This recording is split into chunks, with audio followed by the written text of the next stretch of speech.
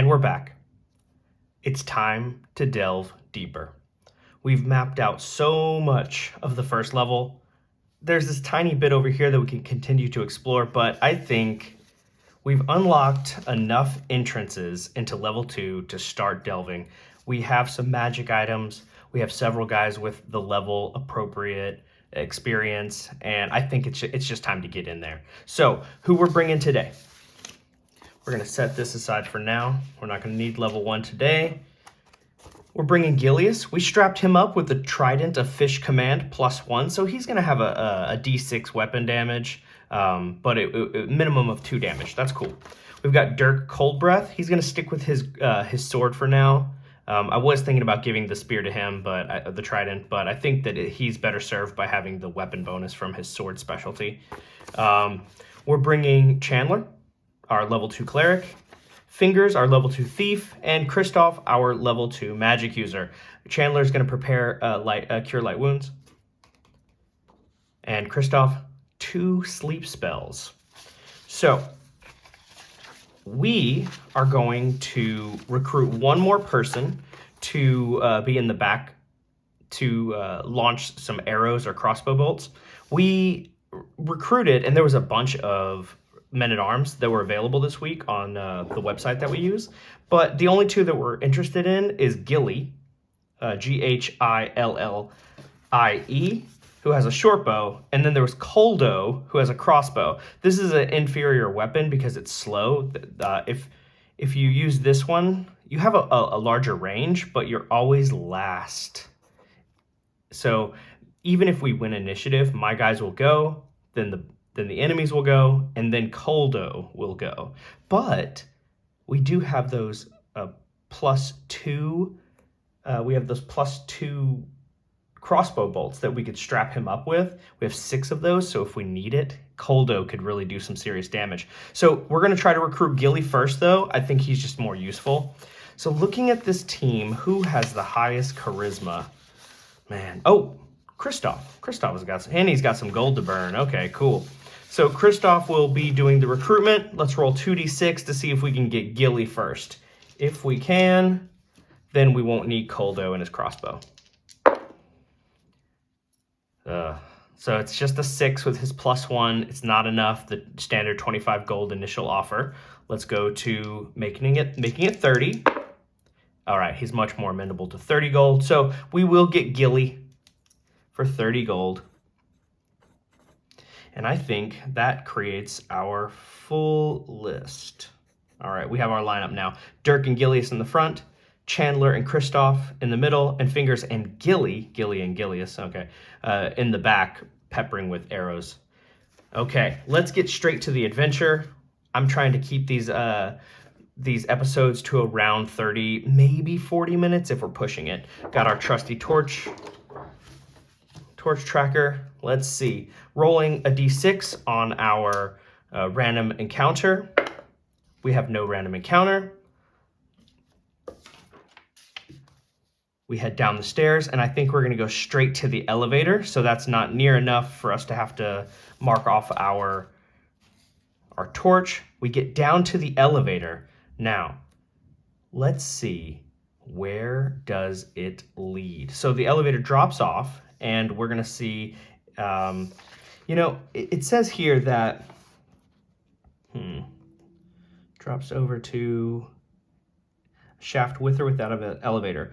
Up 1 level, oh, this is down 1 level to a chamber, okay? That's when we rolled, oh, it was a long time ago, I kind of forgot. So we're gonna roll a chamber and see what this connects to. So let's roll a d20. The gold reward here is so much higher. I really hope we hit some gold. 13 on the room chamber. We've got, it goes, let's see, 13 on the room chamber. It's a rectangle of 40 by 50. Okay, so we've got quite a big room here. Let's go here. Oh, we could make it a part of this hallway, but let's see. All right. Oh yeah, that's so close. We're gonna go ahead and just connect that here.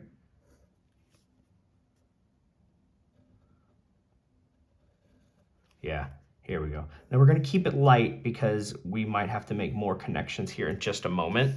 Let's see, how many entrances and exits do we have? 15. There are 2. So we know one is right here. And the other is 6, which means it's on the wall opposite of the entrance, the elevator shaft. It's a natural 20. So it is a corridor. And we've got another natural 20. It is a special door. It's a special... Oh, sorry. It's a corridor. We don't have to roll again. Okay, so it's a corridor. Let's see. Could lead down right into this little space right here. Let's see what's going on right there. Let's go ahead and just connect it. The dice have already determined that there is something here. So let's go ahead and just connect this little spot right here. Okay. And here's our corridor now. All right, so this is going to be room 2-1. We do have these rooms over here that we explored. Actually, yeah, so this one was 2-1. This one was 2-2 before we hit that locked door and we couldn't get past it. So this will actually be room 2-3. Okay, let's see. What is inside room 2-3? Hopefully we start off with treasure. Let's go. I think there is treasure, actually. Yeah, there are monsters and treasure. Okay, so awesome. We get to roll for the first time right away on level 2 of the random dungeon encounters. Ooh, I went a little too far. This is the first time we've rolled on this. This is going to be fun. Okay. We need a D4 and a D10. So I've gotten tired of bumping into the confusion. People have been like, what's going on with your D10s? They are confusing. So I went ahead and got some of my older dice that I've retired, and we're going to bring those out for this adventure. All right, here we go. A 1 and a 6. 1 and a 6. A dark creeper. There's only one. Now, I don't know what a dark creeper is, but it sounds creepy and incredibly dark. All right, let's see what's up. Dark creeper. Man, my guys are going to wreck this dude. We're not even going to mess around. We got magic items now. Oh, DR. Oh, man, we got a while to go. Let's see. A dark creeper. Okay. Scrawny, pale-skinned humanoids. They're 4 foot tall, who dress in dark cloaks and dwell deep underground. They covet and attempt to steal magic items. No, sir. We have a torch, so they don't have an AC in the darkness. Okay. They have 1+1 hit die. They have a dagger. They have a +1 to their hit. So let's see. They surprise on a 1 to 3 due to their stealth. Extinguish light 3 times per day. All light sources within 50 feet are extinguished and cannot be relit for 1 hour. Oh, that is a good ability. Magical light sources have a 50% chance of remaining active.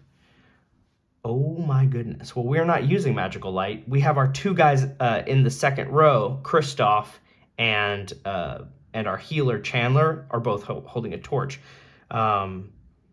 They pickpocket. They have a 30% chance per round. On a roll of 70 plus, the target notices. Detect magic items up to 15 feet away. Okay, so we do have some magic items. Like we have that trident on us for sure. Let's see. The creeper's body spontaneously combusts. All within 10 feet must save versus spells or be blinded for 1d6 turns. Non-metal gear in the creeper's possession is destroyed. Non-metal magic items have a 50% chance of surviving the combustion. Oh man. So we only come into one of these guys. He's all by himself. Oh man, this guy's a knucklehead, dude. He's a total knucklehead. He's gonna steal all of our stuff. Let's see if we get surprised. I hope we don't. Oh man, he's gonna take my things. All right, so let's see. We surprise on a 1 and a 3. Him, just a 1 and a 2. Ha! He's surprised. We're not. We get a free round. We see this dark, pale-skinned, 4 foot tall creature. And he's like lurking in the darkness, trying to creep up on us. But we come down the elevator, and it drops right in front of him, and he's just like taken aback just by just for a moment, and it's going to give us an opportunity to put a stop to his shenanigans. So I don't think we're just going to go around murdering everything. So here's a good time for us to cast one of our sleep spells, because we don't really necessarily know how angry this thing is. Let's see what it's 9. It's mostly amendable to us, actually. Let's see. Even with our +1 modifier for charisma, I think it's pretty like it's pretty chill with us. But the thing is they're chaotic. So like just because it's not hostile, it doesn't mean that it's our friend. So it doesn't attack, it tries to leave, or it offers something. So we have a surprise round, and I think we're gonna try to cast a spell on him, and just try to put him to sleep, and then we can just loot him. Then we just loot his pockets, maybe tie him up, send him up the elevator, something like that. But we don't want him to be able to, the problem is like these things are so tricky. They might just take our light and come back to us later. So we're gonna tie him up, cast the sleep spell, tie him up, and then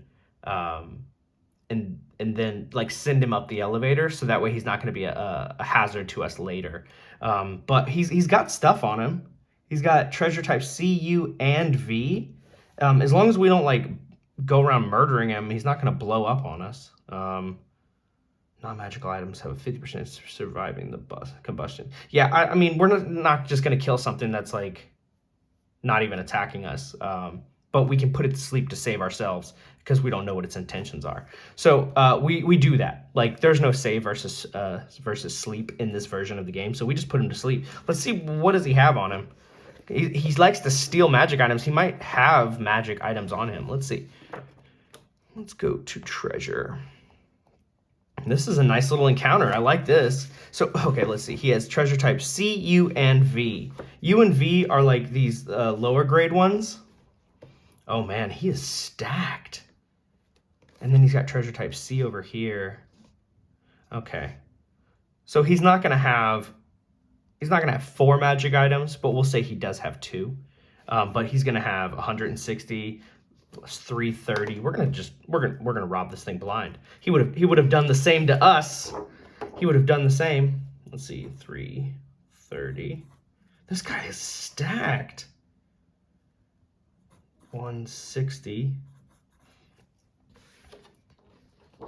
Okay, hold on. Let's make sure that there's not more of these things in the dungeon. Let's see. Oh, okay. So you encounter one at a time in the wilderness or in a lair. There's 2d4 times 10. Okay. So is this a lair? Is this like, is level 2 the creature's lair? Huh.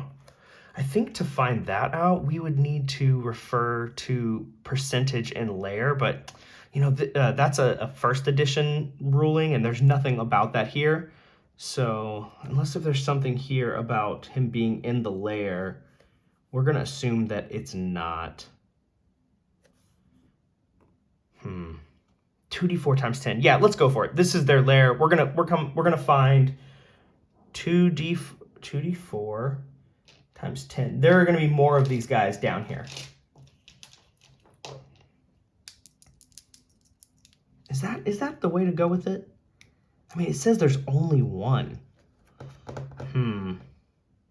Let's let the dice decide later. If we bump into it again, then yes, we'll roll a full layer. I think for right now, it said there's only one. We're going to stick with that. Okay, yeah, so we've got the personal loot. We'll say that's it. And there is a magic item, but not the lair treasure. Okay, so let's roll on a magic item. Let's see what we get. Yeah, I think that's the way. Because like we can't just assume that that's their lair, right? Not on the first encounter. Let's let the dice kind of play it out a little bit more before we start filling up the dungeon. But we could add that to the random encounter chart. So yeah, it says there's these 2, let's say there's 2 magic items because we got these 2 things, but none of the it's not 1,000 gold plus 2 magic items. Just this over here. It's just individual treasure. Okay, but it says group treasure.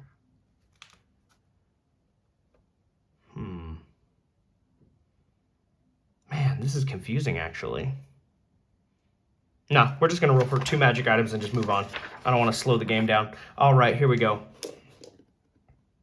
I've already slowed the game down enough just thinking about it. Okay, just roll with it and go. All right, we got 44. This is a ring. Excellent. It found a ring. And a 19 is a potion. It's got a ring and a potion. Oh, I hope it's a good ring. Another ring of invisibility. What? Okay, we're going to skip past the magic items, the miscellaneous ones. Oh, man, this ring could be amazing for us. Hopefully it's not a ring of weakness. That would be terrible. Come on. Come on. Ring. Okay, here we go. D100. 86. We have water walking. A ring of water walking. And we have the ring of fish command. What's going on here? I guess we need to go into the ocean. The hex next to us is an ocean. It is an ocean hex. All right, and then the potion. The potion's 48. Let's see, 40. I think we've hit this one before. Yeah, we did. Another potion of gaseous form. Gas form. Okay. We neutralized the dark creeper. We're going to get XP for it. It's only 19, but hey. Every little bit adds up. Okay, we found that room.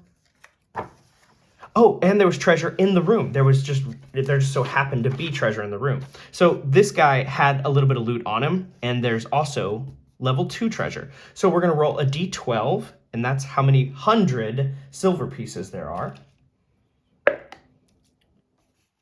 There are 200 silver pieces. Evens, there is gold. Even says there is gold. It's a d6 times 100. 300 gold. Yes. The treasure here is just so much more significant. 10% chance of gems. No. A 5% chance of jewelry. No. And a 8% chance of a magic item. No. Okay, so we've got quite a bit of treasure. We found another, we knew about this set of stairs, actually. Our map had already told us this. Let's keep following, and the stairs over here, like this is all just super connected. Let's keep following this passage and see where it goes. We are not gonna drag this out for a super long time. We're just going for about 40-ish minutes. 12 on the passage chart, goes 20, and then turns left. Okay.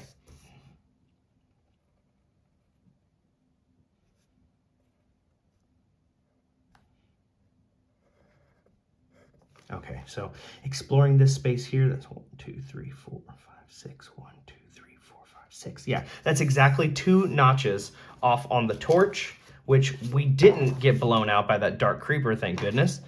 But it's time for a random monster check.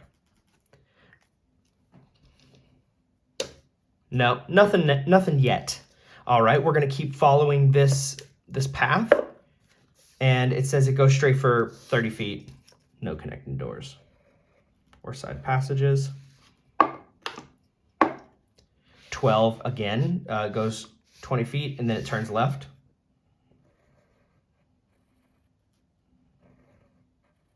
All right, and then that is another mark off of our torch because that is 6 squares. And then 9, we've got, it goes straight for 20 feet. There's a side passage to the left and then an additional 10. Okay. So we're going in a circle. We're going to keep going straight. And we hit a chamber. The chamber is a 4. It is 30 by 30. We're going to move in this direction now, I think. Okay. How many ways in and out are there? 15. It says there are 2. 13 is, the first one is going to be on the wall to the right, and it is a passageway.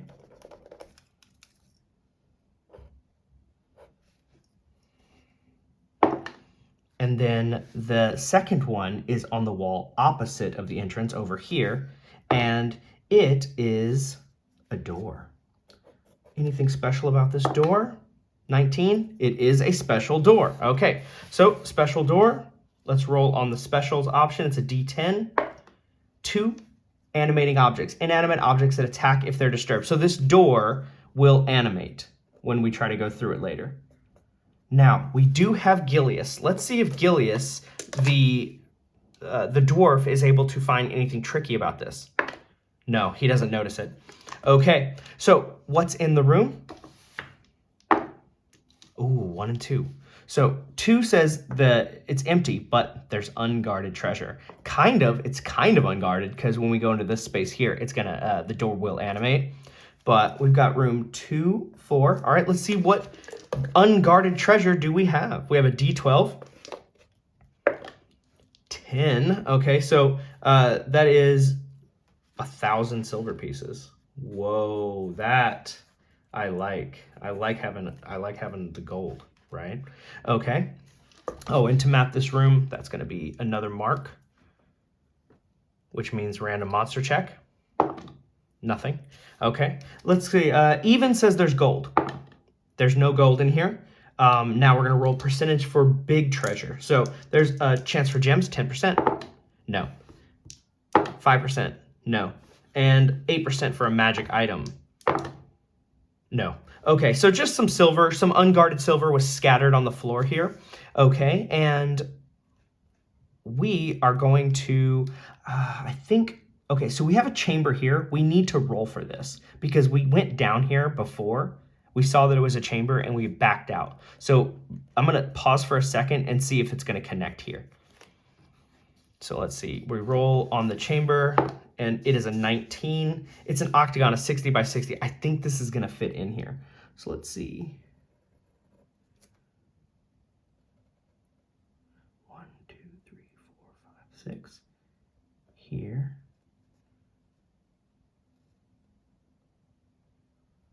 Yeah, it is. It's going to fit perfectly here. So let's just go here and then boop. And then here. Connect it. This is a big stop sign. Just a monster of a stop sign here. Okay, and yeah, the stairs come down right here. We're going to erase that and change the direction. Okay, so yeah, we're going to follow this path here and see what's in this space. How many ways in and out are there? 19. There are 5 ways because this is a large chamber. So let's get to writing. Number 4 says it's on the wall opposite of the entrance, so over here, and that is going to be a passageway. That's the first of 5. Then we have 16, says on the wall to the right of the entrance over here, and that is going to be a door.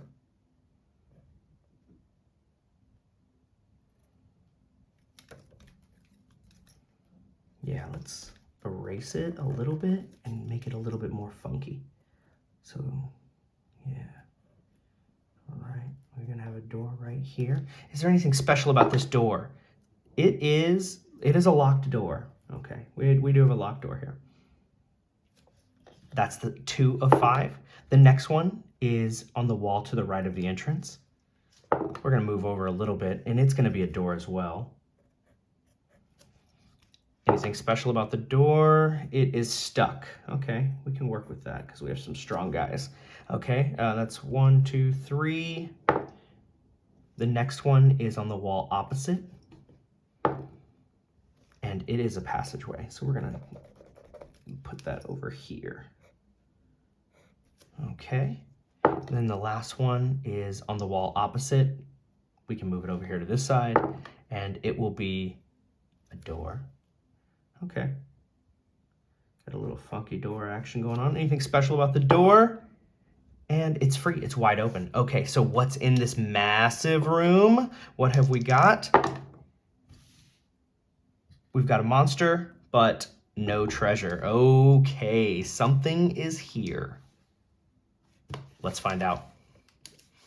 We don't have a lot of time, but we've already, look at the map, how wide open it is. We've spread this guy out already. All right, rolling on chart number 2. There is a chance for another dark creeper. I mean, it could happen. 2 and 4. Gully gugs.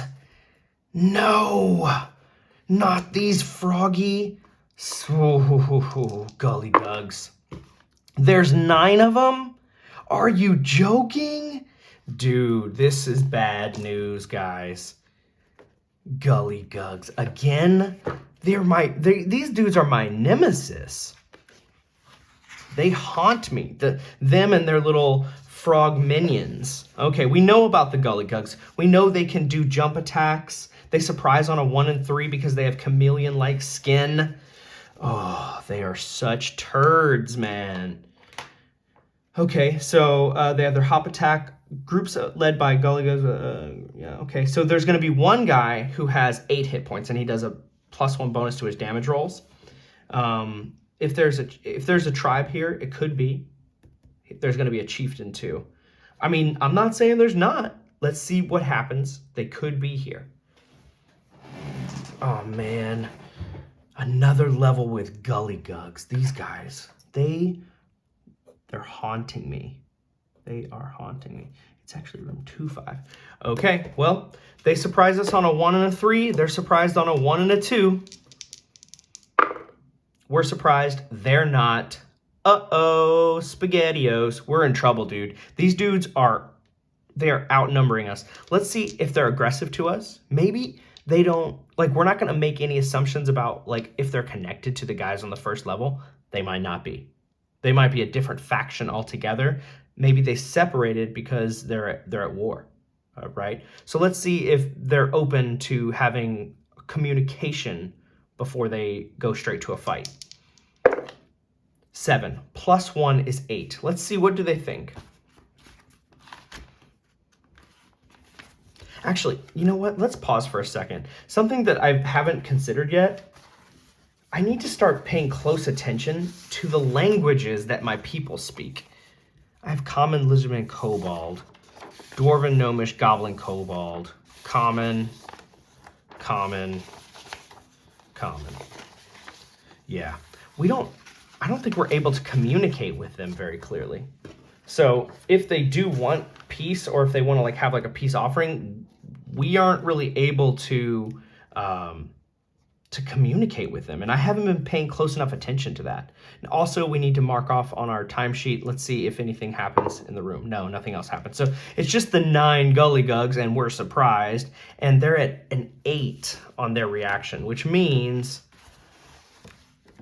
they're uncertain. They're confused. So I'm going to go over to roll a d10 and see what it is for. Okay, random item. They're uncertain. They want a random item. They want something from us. And I say we offer them one of our potions for peace. If we give them our potion, we will get the XP for the monsters. So we trade the magic item for the XP, and we walk away and no blood is shed. They're kind of confused. They're like, ribbit. And we're like, here, you take this item. You can have peace. Let's see if they like that. If they say yes, if they have high enough numbers, they'll take it. We'll get the XP. They'll leave us alone. 7 plus, oh, sorry. I'm going to keep the 7 out of it because I'm going to keep the bonus of +1 out of it because I don't know if, like, what do you think? Like, would they understand my intention? I'm offering it up. Maybe we don't communicate, but maybe like our hand gestures and yeah. Okay, let's say 8. Okay, they're still a little confused. We need to spice up the deal. We can offer up another potion, one of gaseous form. We have 2 of those as well.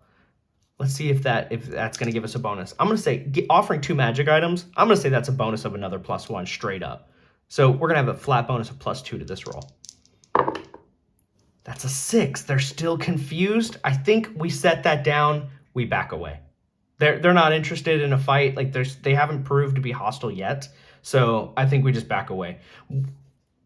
We're not going to get any XP. They're not going to take the items because they're just kind of looking at us like, oh. So we're just going to back out and we're going to come back this other way. They didn't attack us. We had no conflict. So we're just going to leave. We're going to go over here and see what happens in this space. Where does this go? This might be the last room we have time for. All right, 2, it says it goes straight 30 feet with no side passages. All right, if there's not a chamber on this roll, then it's over. 16, there is a chamber. Okay, how big is the chamber? It's a 9. It's a rectangle, 20 by 30. All right, so what we'll do is we'll just wind it over here And we say 1, 2, 3.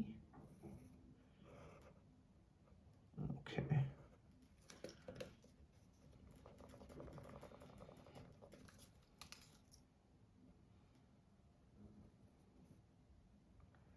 Okay, we have a 20 by 30. Let's see how many ways out are there. 13, it says that there are 2 ways out of this little room. The first one is on the wall opposite of the entrance over here, and it is a corridor. All right, and then 14, this exit is on the wall to the right over here, and it is also a corridor. I think this corridor is just going to lead into this room over here. This is room 26. And this will be the last room that we do for the night. We've actually come away with quite a bit of treasure. That dark creeper interaction was pretty awesome because we got him surprised. When you catch surprise, it changes everything in the outcome. So let's see what happens in this room. Do we have anything waiting for us? 6 is, I think 6 is a trapped room. It's always the last little bit. Yeah, it's always a trap right in the last room when I'm like, okay, time to leave, and there's no treasure. So let's see if Gillius is able to identify it. He will catch it on a 1 and a 2. He sees it. He's like, whoa, whoa, whoa. Careful, brothers. Aye, careful, my friends. I see there's a trap set there in the floor. You know, he's Scottish. He's got a dwarf. He's got to be Scottish. Okay, so what kind of trap is it? We're going to roll a 2. It's poisonous gas. Save or death. Poison gas. We're going to just put that right here. Poison. Save or die. Save or die. Okay, we might be able to use that trap to our advantage later. All right. With that, I think we're able to wind our happy selves out of here back to the elevator. There's lots left to explore here. We're going to spend the next couple of sessions digging into this, but aside from this coming up session, this weekend, we are going to go save the dark, the dread, the evil overlord, because maybe the guy's not so bad after all. So if you guys liked it, like it. Please subscribe. I'm loving the growth, guys. I'm loving you guys. You guys are awesome. Thanks for all the suggestions in the comment section. It keeps me motivated, and I think we're going to start using that quest table on, I think it's page, let's see. Page 8 and page 9. We're going to start using this more often. Maybe after the Dread Overlord quest, we'll roll again and just say, oh, maybe the dwarves want us to go do this, or maybe the titans want us to go on another quest. And that way, whenever we're like going into a dungeon and we're grinding out all this gold, we also have some kind of side adventure that we're doing as well to keep a narrative moving. So cool, guys. I had fun. I'll see you in the next one. Bye-bye.